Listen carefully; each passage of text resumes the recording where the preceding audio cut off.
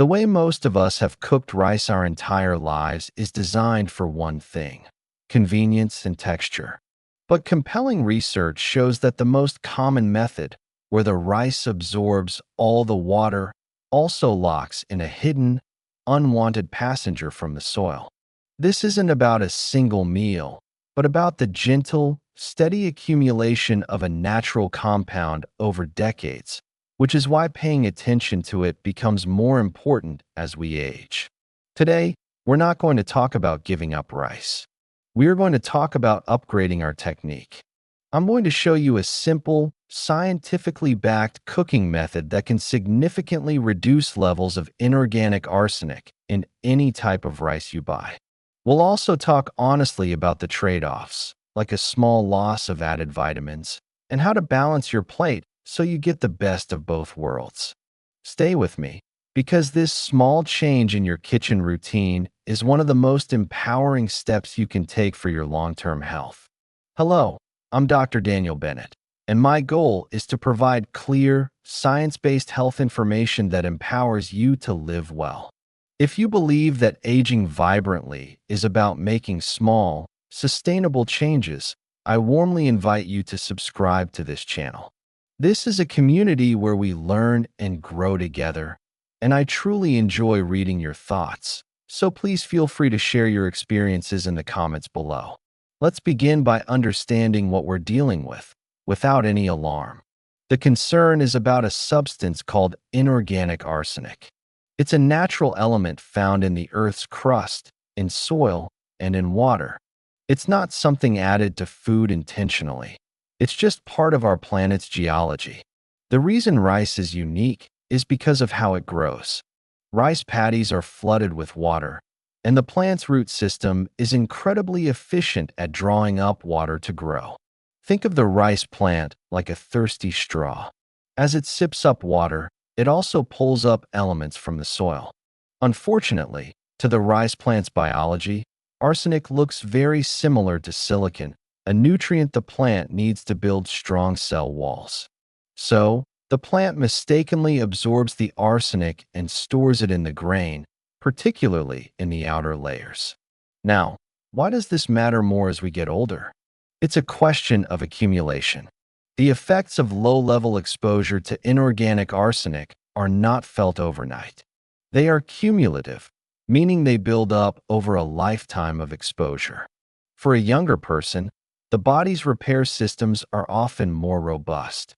As we age, reducing any unnecessary burdens on our system becomes a wise strategy. Large population studies suggest a link between long-term, chronic exposure to inorganic arsenic and an increased risk for certain health issues. We're talking about a gentle nudge on the risk scale over many, many years. This is not a cause for panic, but a reason for prudent action. Different types of rice can have different levels. Because the arsenic is concentrated in the outer hull and bran, brown rice, while higher in fiber and its own natural nutrients, can sometimes test higher in arsenic than polished white rice. The growing region also matters immensely, with some areas having more arsenic in the soil and water than others. But instead of trying to track down the perfect rice, which can be difficult and expensive, we can use a powerful tool we all have: our cooking method. So, knowing this, how do we gently wash this unwanted guest out of our rice before we even take a bite? The answer lies in using more water than the rice can absorb and then draining it away. This is sometimes called the pasta method or a high water boil. It's a simple change in physics and chemistry that works in your favor. Let's talk about the mechanism. Inorganic arsenic is water-soluble. This means it can dissolve in water, much like sugar or salt does. The standard way of cooking rice involves a precise ratio, often 1 part rice to 2 parts water. You put them in a pot, bring it to a boil, cover it, and simmer until all the water is absorbed by the rice grains. In this method, whatever was in that water and whatever was on the surface of those grains ends up locked inside the final cooked product. Nothing is removed. The high water method flips this on its head. By using a much larger volume of water, say 6 to 10 parts water for every 1 part rice, we create a different environment. As the rice boils in this large bath, the water-soluble arsenic on the surface and in the outer layers of the grain leaches out into the cooking water. Because there's so much water, the arsenic becomes diluted. Then, at the end of the cooking process, you pour the rice into a colander and drain all that excess water away. With it goes a significant portion of the inorganic arsenic. Research from various universities has shown this method can reduce inorganic arsenic by 50% or even more, depending on the type of rice and the exact water ratio used. So let's walk through the steps. It's a two-part process: rinsing and then boiling. First, the rinse. No matter how you cook it, rinsing your rice is always a good first step. Place your desired amount of rice, let's say 1 cup, in a bowl. Cover it with cool water. Now, use your hand to swirl the rice around vigorously for about 30 seconds. You'll see the water become cloudy. This is mostly surface starch, but rinsing also begins to wash away dust and some of the surface arsenic. Carefully pour off the cloudy water. Repeat this process 3 to 4 times until the water runs mostly clear. Now for the main event, the high water boil. You have 2 excellent options. The first and most effective is the boil-like pasta method. For every 1 cup of rinsed rice, bring at least 6 to 10 cups of water to a rolling boil in a large pot. Think of the amount of water you'd use for a pot of spaghetti. Once it's boiling, add your rinsed rice. Let it boil uncovered, stirring occasionally to prevent sticking. The cooking time will be a bit faster than the absorption method, usually around 10 to 15 minutes for white rice and 20 to 30 for brown. The best way to check for doneness is to simply taste it. Once it's tender to your liking, carefully carry the pot to the sink and pour it through a fine mesh strainer or colander to drain all the water away. Give it a gentle shake to remove excess moisture, and it's ready. A second, slightly less effective but still very good option is what's called the parboiling method. For this, you bring about 4 cups of water to a boil, add your 1 cup of rinsed rice, and boil it for just 5 minutes. Then, drain that water completely. Return the partially cooked rice to the pot. Add a smaller amount of fresh water, about 1.5 cups for 1 cup of original dry rice, and then cook it covered on low until the water is absorbed, just like you normally would. This method still removes a substantial amount of arsenic while resulting in a texture that some people prefer. A quick safety note here: please be very careful when draining a large pot of boiling water. Make sure your colander is stable in the sink and use both hands, preferably with oven mitts, to pour. Now, we must have an honest conversation about the trade-off. When we send that cooking water down the drain, we're not just getting rid of arsenic. We're also losing some water-soluble nutrients. This is particularly relevant for what's called enriched white rice, which is the most common type of white rice sold in many countries, including the United States. After the milling process removes the bran and germ from brown rice to make it white, it also removes many of its natural vitamins.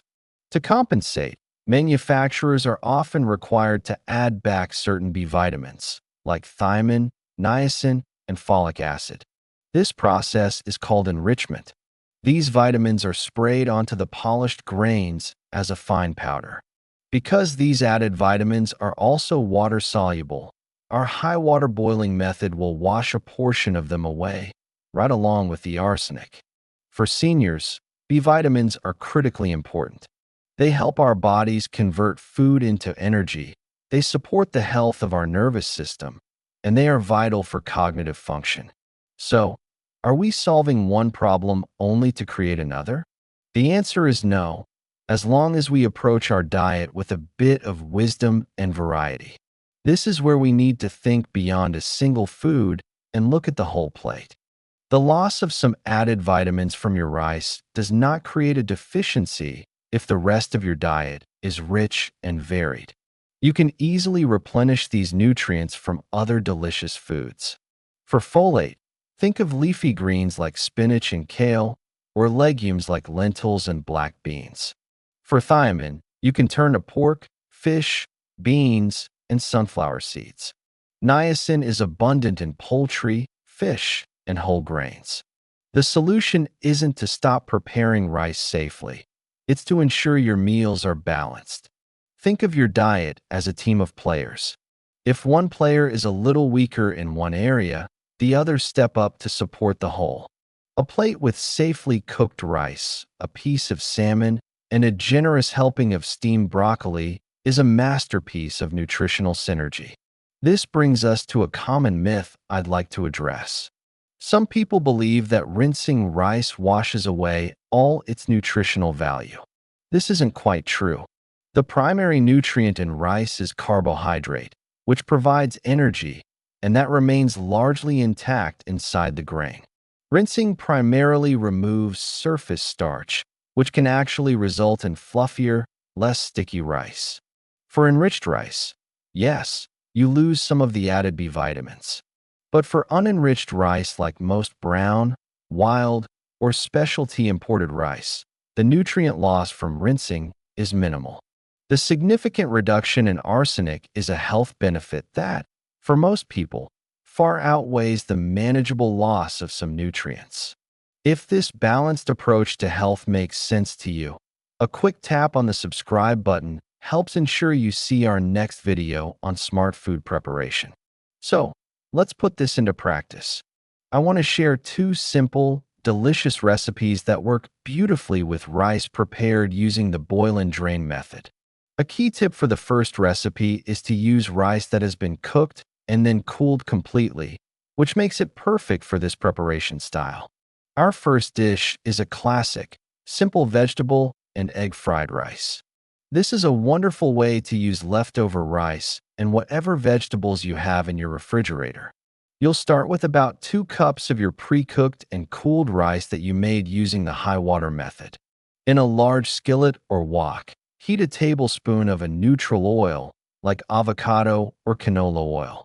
Add 2 cloves of minced garlic and a teaspoon of grated ginger, and sauté for just 30 seconds until you can smell their wonderful aroma. Next, add your vegetables. About 1.5 cups of finely diced veggies works well. I like a mix of carrots, peas, you can use frozen, and diced bell pepper for color. Sauté these for about 4 to 5 minutes until they're tender crisp. Now, push the vegetables to one side of the skillet. On the empty side, crack in 2 eggs. Scramble them with your spatula until they're just cooked, then break them up and mix them in with the vegetables. Finally, add your cooled rice to the skillet. Break up any clumps with your spatula. Add 1 or 2 tablespoons of low-sodium soy sauce or tamari. Stir everything together over medium-high heat for another 2 to 3 minutes until the rice is heated through and everything is beautifully combined. This bowl is a complete meal. You have the clean energy from the rice, wonderful fiber and vitamins from the vegetables, and high-quality protein from the eggs. Our second recipe is a more elegant side dish, herb lemon pilaf. This shows how versatile your safely cooked rice can be. For this, you'll start by sautéing half of a finely chopped onion in a tablespoon of olive oil over medium heat until it's soft and translucent. Add 2 cloves of minced garlic and cook for another minute. Now, take about 2 cups of your freshly cooked, hot, drained rice and add it directly to the pot with the onion and garlic. Stir it gently to coat the grains in the flavorful oil. Turn off the heat. Here comes the freshness. Add 1/4 cup of finely chopped fresh parsley and 2 tablespoons of chopped fresh dill or chives. Squeeze in the juice of half a lemon. Season with a little salt and freshly ground black pepper. For a lovely crunch, you can stir in 1/4 cup of toasted pine nuts or slivered almonds. Toss everything together gently. The result is a bright, fragrant, an incredibly delicious side dish that pairs wonderfully with grilled chicken or fish. With the healthy fats from the olive oil and the antioxidants from the fresh herbs, you are actively adding layers of nutrition back into your meal. Finally, let's talk about the most powerful strategy of all: variety. While preparing rice this way is an excellent tactic, an even better long-term strategy is to not rely on rice as your only grain. Rotating your grains is one of the pillars of a resilient, nutrient-dense diet. The mechanism here is simple diversification. Just as you wouldn't put all your savings into one stock, you shouldn't get all your grains from one source. Different plants have different nutritional profiles and absorb different things from the soil. By rotating them, you ensure a much broader spectrum of vitamins, minerals, and fibers, and you minimize your exposure to any single compound that might be prevalent in one type of food. So, what are some great alternatives? Quinoa is a fantastic choice. It's technically a seed but cooks and eats like a grain. It's a complete protein, meaning it contains all 9 essential amino acids, which is rare for a plant food. It's also gluten-free and cooks in just 15 minutes. Another wonderful option is barley. It has a lovely, chewy texture and a nutty flavor. Barley is exceptionally high in a type of soluble fiber called beta-glucan, which studies have shown can be very beneficial for heart health by helping to manage cholesterol levels and for maintaining stable blood sugar. You could also explore bulgur wheat, which is a key ingredient in tabbouleh.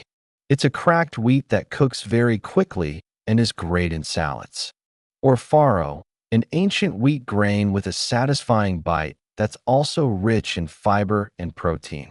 Of course, if you have celiac disease or a non-celiac gluten sensitivity, you'll want to stick to certified gluten-free grains like quinoa, millet, buckwheat, and of course, rice. The goal is to aim for having rice maybe 2 or 3 times a week, and on the other days, let these other delicious grains take center stage. This simple act of rotation is a profound investment in your health. We've covered a lot of ground today, but it all comes down to a few simple, empowering actions. We've learned why a common element in the earth finds its way into rice, how a simple change in our cooking technique can significantly reduce its presence, how to balance our plate to make up for any lost nutrients, and how to embrace the delicious variety of other whole grains.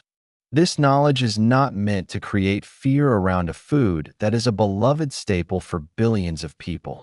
It is meant to give you control. It transforms a routine act of cooking into a conscious act of self-care. Every small, informed choice you make in your kitchen is a powerful statement that you are the chief advocate for your own well-being. That is the foundation of aging with vitality and grace. I would love to hear from you. What is one new grain you might be willing to try? Or do you have a favorite way to prepare rice that you could adapt to this new method?